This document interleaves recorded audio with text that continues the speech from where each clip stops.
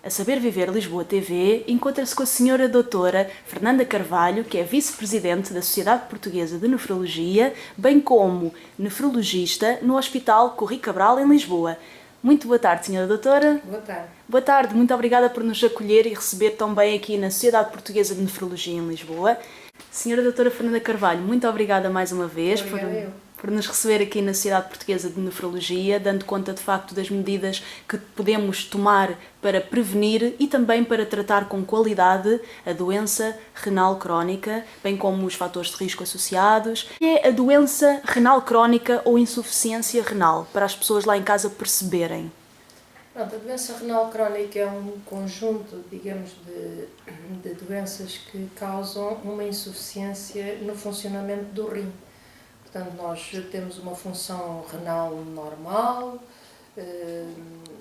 e a doença renal crónica vai afetando essa função e ao longo do tempo, pode ser rápido ou longo, ao longo de muitos anos, essa função renal vai diminuindo. E até uma certa altura em que os rins não conseguem mesmo funcionar e então, mesmo com terapêutica, muitas vezes sem ela porque as pessoas não sabem que são doentes renais, porque a doença renal é muito insidiosa, seja qual for a causa, pode ser muito insidiosa e, portanto, quando chegam ao médico, quando a doença é diagnosticada, já estão em estadios terminais e necessitam de terapêuticas que façam o que o rim não faz.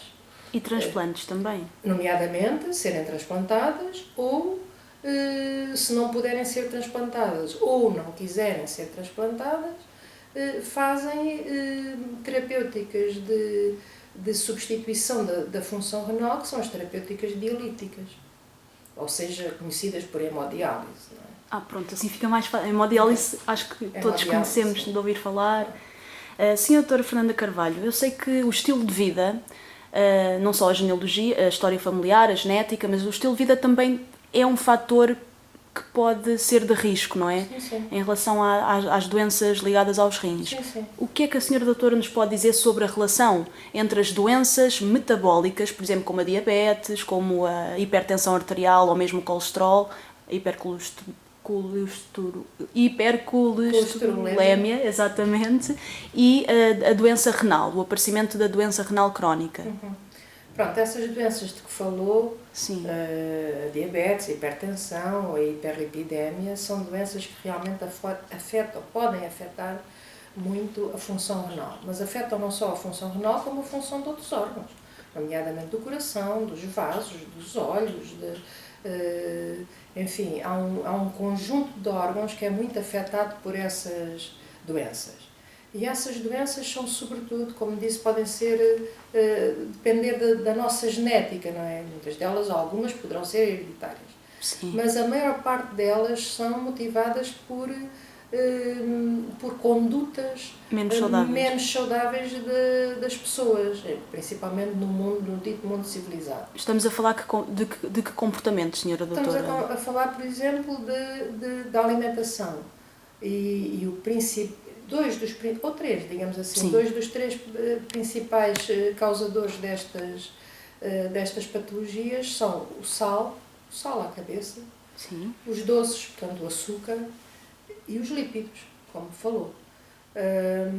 E causam, por exemplo, comer a abundância de comida, digamos assim, e não discriminada no bom sentido, leva, por exemplo, à obesidade, facilita a diabetes, faz eclodir muito mais rapidamente e gravemente a hipertensão arterial e origina a hiperlipidemia de causa comportamental. Portanto, e os rins vão se ressentir de todo esse processo. Como outro coração órgão do nosso organismo, ressente-se dessa patologia. A diabetes causa insuficiência renal. A maior causa de insuficiência renal no mundo ocidental atualmente é a diabetes.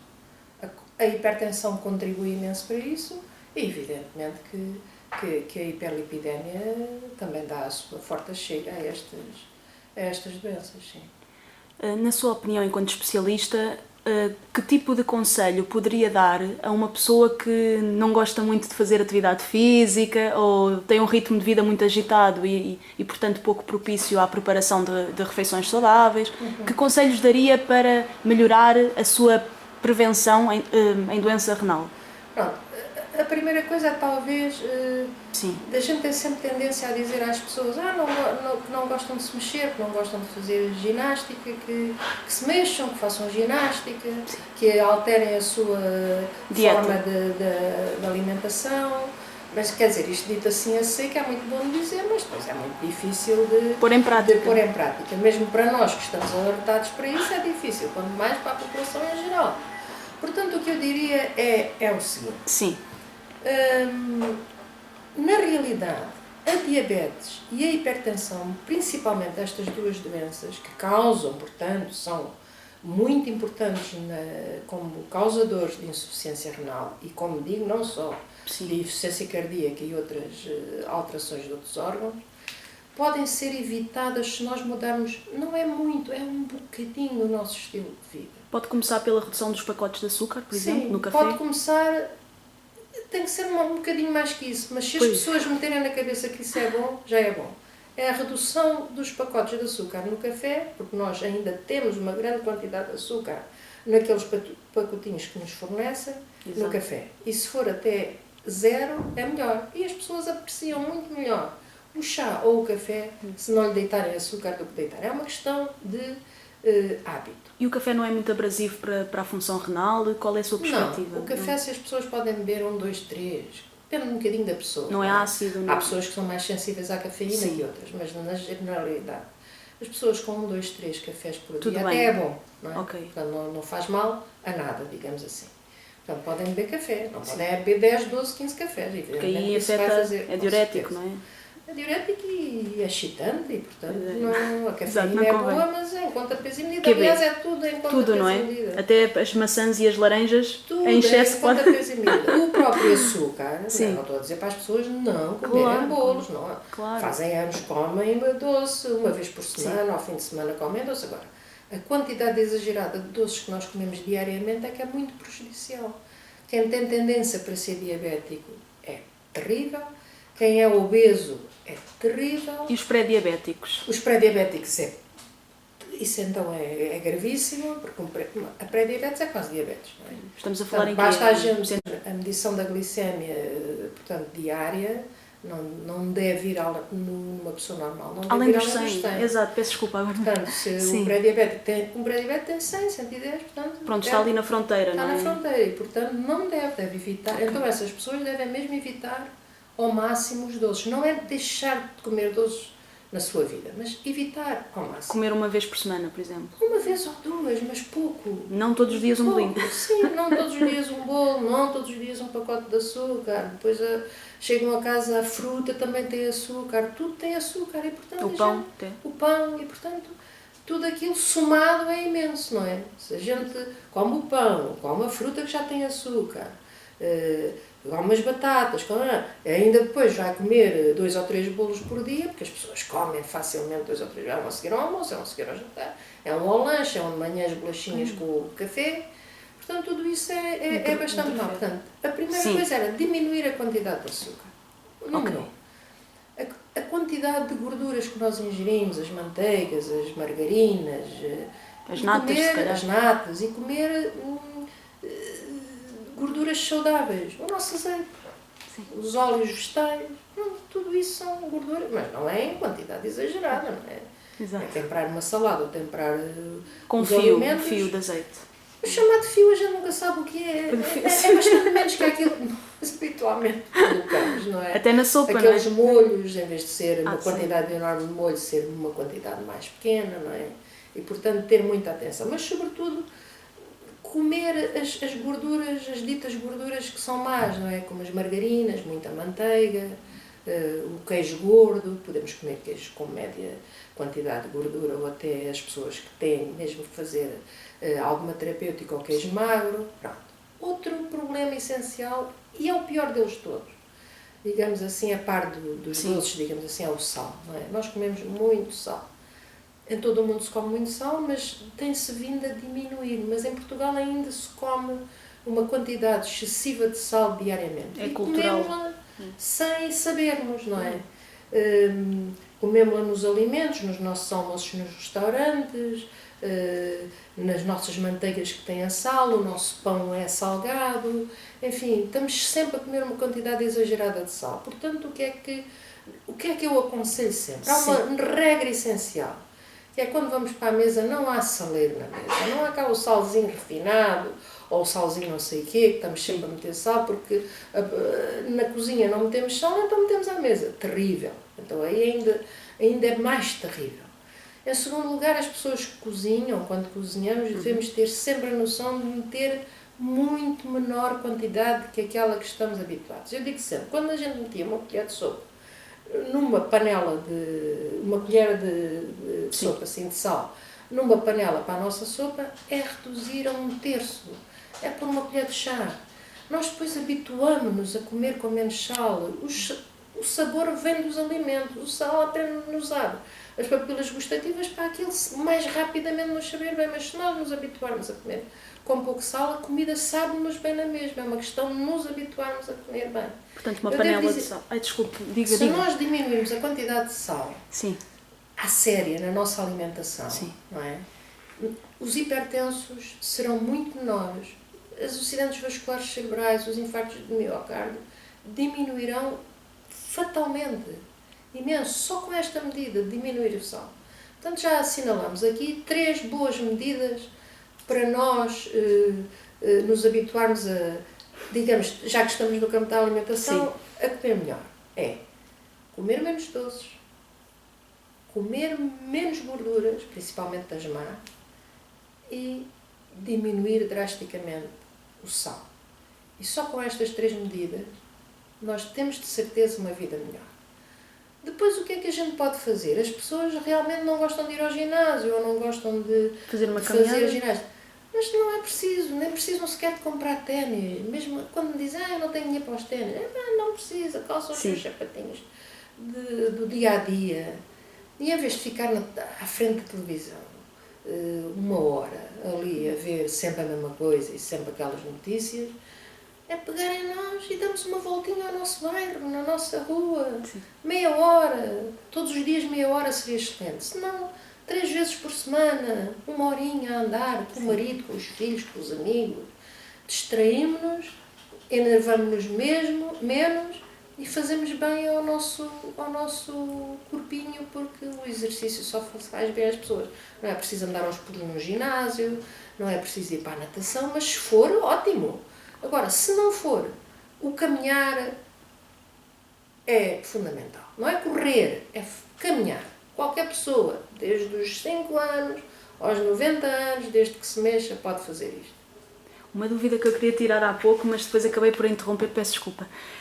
Em relação à sopa que estava a falar, e bem, imagina assim uma panela, não sei, para com 3 ou 4 litros. Em vez da tal colher da sopa de sal... Geralmente as pessoas deitam a mão ao saleiro e põem assim uma mãozinha, um punhadinho de coisa. Se forem ver, aquilo são 1 a 2 colheres de sopa. Não. Por exemplo, lá em casa é só mesmo a colher da sopa. Mas mesmo assim, se calhar é muito. Sim, é de certeza. Apesar de ficar meio insosso, metade depois chega. Lá está, mas é para dizer que parece insosso, mas está lá o sal. Está. Aliás, nós devemos perceber que os alimentos todos têm sal, não é? Sim. Hortaliças, as batatas, as cenouras, tudo tem sal. E, portanto, esse sal é suficiente para nós vivermos. Nós é que fomos habituados a meter sal na comida para termos aquele sabor mais rápido e que penetra. Prazeroso. Mas portanto, não habituamos-nos facilmente a comer com pouco sal. Portanto, 1/3 para essa panela de sopa, Sim, 1/3 daquilo que estamos habituados já é muito bom, porque já diminuímos imensa quantidade de sal que temos. Depois podemos compensar, mas depois aquilo não sabe a nada, não tem sabor. A gente pode juntar as 1001 ervinhas que nós temos, não é? Desde a pimenta, ao cravo cabecinha, à salsa, aos coentros, à manjerona. Tudo. Em qualquer lugarzinho a gente pode arranjar especiarias que ficam bem. Colmatam e dão um sabor fantástico à comida. À toda, à sopa, aos assados, aos arrozes, seja o que for. Sim. Senhora Doutora, queria-lhe perguntar agora, Senhora Doutora Fernanda Carvalho, queria-lhe pedir agora que me falasse um pouco, eu sei que os estilos de vida, conforme explicou aí bem, são determinantes, não é? Na emergência ou não da patologia renal. Claro.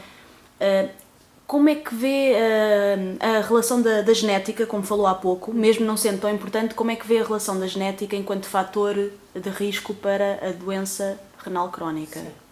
Pronto, há algumas doenças genéticas do rim que são, que surgem, não é? No decorrer da nossa vida, às vezes desde antes do nascimento, ou depois na infância, ou depois já na idade adulta.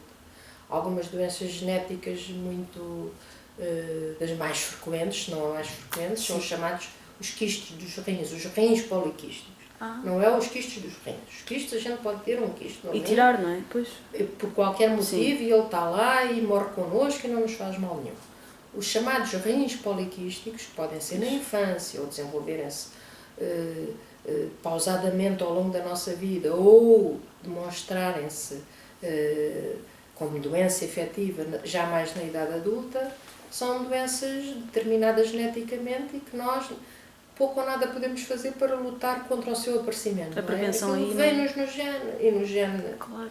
Continua e aqui aparecerá. Qual é a percentagem de incidente, de prevalência, Senhora Doutora? Eu não lhe sei dizer um número exato, mas é dentro das doenças genéticas renais das mais frequentes. Okay. Portanto, essa, por exemplo, é uma das doenças, os rins poliquísticos. E, portanto, o que é que nós podemos fazer quando sabemos que temos uma criança ou um adulto a quem diagnosticamos rins poliquísticos? Primeiro é as medidas próprias para tentar que algumas lesões que acompanham os rins poliquísticos, nomeadamente as infecções renais, sejam mais eficientemente tratadas, ou não as deixarmos mesmo que as infecções renais possam surgir, porque vão agravar a doença.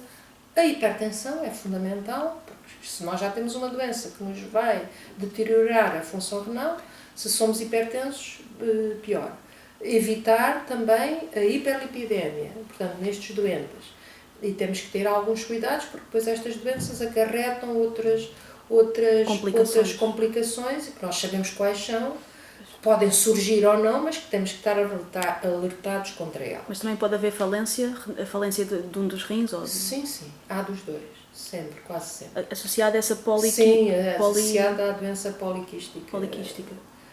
Há muitas formas de doenças poliquísticas, não é? Há esta que eu falei, que é a doença poliquística do adulto, e há a doença poliquística da criança, e há depois uma série de doenças que surgem com menor frequência, que são outros quistos na idade jovem e na infância, outro tipo de quistos que não levam a desencadear de grandes quistos renais, mas que são também frequentes na criança. Digamos que das doenças hereditárias na criança, essas doenças quísticas, que têm um nome, um palavrão, que se chamam nefronoptises, são as mais frequentes na criança. Mas estamos a falar numa frequência diminuta. Sim. Não é? Até porque, vamos lá ver, as doenças hereditárias renais e as doenças renais, comparadas com outras doenças, com as doenças cardíacas, com a hipertensão, com a diabetes, atingem muito menos pessoas. Muito menos, pois. São graves, não é? Pois, graves. Portanto, levam à insuficiência renal terminal e daí que a pessoa depois possa ter necessidade de fazer ou o transplante ou a diálise. Que cuidados é que um doente já com a doença instalada, por exemplo... A doença genética, o rim poliquístico, sim? Não, com a doença renal. Com a doença renal, com insuficiência... Uma pessoa que tenha já a insuficiência renal diagnosticada... Que cuidados é que tem que ter? O que é que nós podemos fazer? Para curar, algumas têm cura, claro. Ok, isso são boas notícias. Ou para prolongar a vida. No tempo, não é? Exato. É imenso. É? Podemos saber. Uma das regras é chamada prevenção, não é? Como eu lhe disse, de início, nós podemos ter uma doença renal e passarmos anos sem sabermos que a temos. É insidiosa, pois. E ela vai sendo insidiosa, a função, não notamos que diminuímos a urina, não notamos que vamos inchando, a hipertensão vem mais tarde, andamos anos hipertensos sem saber que somos hipertensos, não é? Com hipercolesterolemia sem sabermos que temos o colesterol elevado, e há um belo dia em que vamos ao médico para fazer outro exame, outra coisa qualquer, ou porque vamos para uma cirurgia, ou porque vamos a qualquer coisa, e o médico nos pediu umas análises, mas você tem aqui qualquer coisinha nos rins que não está bem. Portanto, a primeira coisa que a gente tem que pensar é que é uma doença insidiosa. Sim. E então como é que se combatem estas doenças insidiosas? Como é que nós as descobrimos? O que a gente quer é descobri-las, primeiro evitá-las, se pudermos. E segundo, descobri-las o mais cedo possível. No estágio inicial. No estágio inicial. Então o que é que nós temos que ver? É não andar assim ao léu na vida, não é? Aquilo que eu chamo andar ao léu. Nunca fazemos uma análise, nunca vamos ao médico, não é? Temos possibilidade de ter o nosso médico de família. Não nos escusamos de ir lá, não é para ir lá todos os anos, mas de 2 em 2 anos a gente vai ao nosso médico de família. Veja lá, claro. Como é que eu estou, como é? Uma simples análise de sangue e outra urina, está o diagnóstico feito. Não é? Exato. Com uma análise de sangue, se a creatinina está alta ou a orelha, na análise de urina, se temos sangue ou se temos proteínas, a gente vê logo, calma que isto aqui há qualquer coisa nos rins. Exato. E aí é logo diagnosticada. Portanto, se a gente está há 20 anos sem fazer uma análise de sangue e de urina, andamos muitos anos sem saber que podemos estar doentes dos rins. Pronto. Essa é a primeira coisa. É ir ao médico como quem vai... É quase um dever que a gente tem, cuidar de nós, não é? A gente compra cremes para a cara, compra lápis para os olhos, compra verniz para as unhas, vamos à esteticista, vamos ao ginásio e tal. Vamos uma vez de vez em quando ao senhor doutor a ver como é que estamos. Claro. Não é? Pronto, isso é fundamental. Sim. Depois sabemos que temos a doença renal, vamos saber o que é. Pronto. E ao saber o que é, algumas não progridem mais. Outras progridem, mas nós temos medidas que fazem com que elas progridam menos. Com medicamentos, alterando os nossos estilos de vida, e indo mais a miúdo ao médico para contermos a nossa doença renal. E em vez dela nos pôr insuficiência renal terminal em 10 anos, podemos chegar a essa insuficiência terminal ou não chegar, ou chegar só ao fim de 30 ou 40 anos, que é completamente Que é um grande avanço médico, é um grande avanço. Ou seja, o precisarmos de transplante ou precisarmos de diálise, não é? Que é, digamos, os substitutos do nosso rim, não é? Hoje em dia, porque há 30 anos não tínhamos, não é preciso lá muito para trás, há 30 anos não ainda não havia. E não haviam. Portanto, em 30 anos a gente avançou imenso. Mas os transplantes já eram feitos, já há 30 anos? Sim, o primeiro transplante foi em 1951. Okay. Pronto, daí para cá evoluiu-se imenso, não é? Hoje o transplante não tem nada a ver com os transplantes de há 50 anos atrás, mas evoluiu-se imenso. Não é? E na hemodiálise a mesma coisa, as pessoas passam muitíssimo melhor do que passavam há 20 anos atrás na diálise, não é? Pronto. Mas como íamos a dizer, o fundamental é a gente descobrir que afinal eu tenho uma doença dos rins. E só se descobre procurando. Claro.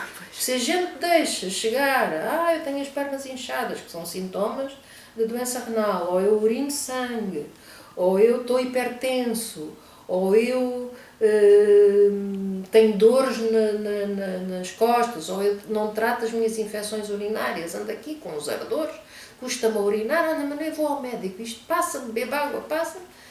Isso é que não pode ser. Portanto, descobrir que somos doentes renais cedo é o principal. Depois tratar é meio caminho andado para nós melhorarmos a nossa função renal. Podemos estacionar para ali, não é? Se for uma doença genética, ela vai evoluindo. Mas nós temos medidas para minorar a sua evolução. Portanto, a medicina hoje em dia já dá um aporte significativo para reduzir a evolução. Nada que se compare, nada. Muito por isto que estivemos a dizer.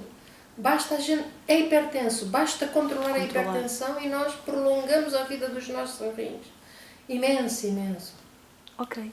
Senhora Doutora Fernanda Carvalho, muitíssimo obrigada por nos receber aqui na Sociedade Portuguesa de Nefrologia e queria-lhe perguntar, por último, como tem sido o papel como tem sido o papel da Sociedade Portuguesa de Nefrologia na promoção de informação sobre a doença renal. Fazemos cada vez mais. Campanhas, não é? Nós somos uma sociedade Sim. ainda jovem, não é? Ok.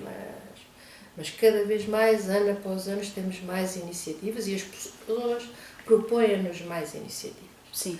Portanto, no nosso site, Sociedade Portuguesa de Nefrologia, temos várias indicações sobre as várias doenças que afetam os rins. Isto nós tivemos aqui a conversar. Sim, sim, está lá, por exemplo, no canto dos cálculos, direito. Da obesidade, Exato. da diabetes, Da doença da hipertensão, renal. da doença renal. Depois, próximo do Dia Mundial do Rim, que é mais ou menos no mês de março, portanto, costuma ser, se eu não me engano, é o dia 12 de março. Sim. Portanto, meses antes e meses depois, começámos a fazer sessões nos mais variados locais onde nos pedem. Escolas, associações, universidades de terceira idade, associações que nos conhecem ou por intermédio dos jornalistas e que nos pedem para ir falar e, portanto, nós vamos de norte a sul do país. Ok. Eu, por exemplo, 3 a 4 vezes por ano vou a uma dessas instituições falar, de norte a sul do país. Temos colegas que vão do norte que fazem o norte, Sim. colegas do centro que fazem o centro e colegas do sul que fazem o sul. Escrevemos bastante para jornais de saúde sobre o que nos pedem, não é? Claro, sobre claro. estes temas. E, portanto, tentamos, enfim, na medida das nossas possibilidades, fazer chegar alertar as pessoas para a prevenção, digamos assim, que é o que nos mais interessa neste campo, para a prevenção das doenças renais. Quer a primária como a secundária, não é? Por causa destes tipos. Quer a primária, quer a secundária, claro. Ok. Claro. Senhora Doutora Fernanda Carvalho, muito obrigada mais uma vez Obrigada por nos receber aqui na Sociedade Portuguesa de Nefrologia, dando conta de facto das medidas que podemos tomar para prevenir e também para tratar com qualidade a doença renal crónica, bem como os fatores de risco associados e pronto, e de facto foi bom estar aqui a esclarecer e a fazer a ponte entre as doenças metabólicas e a doença renal crónica. Muito obrigada. Muito obrigada também, foi um Boa prazer. tarde e felicidades para a senhora doutora e para a Sociedade Portuguesa de Nefrologia. Muito obrigada. Obrigada.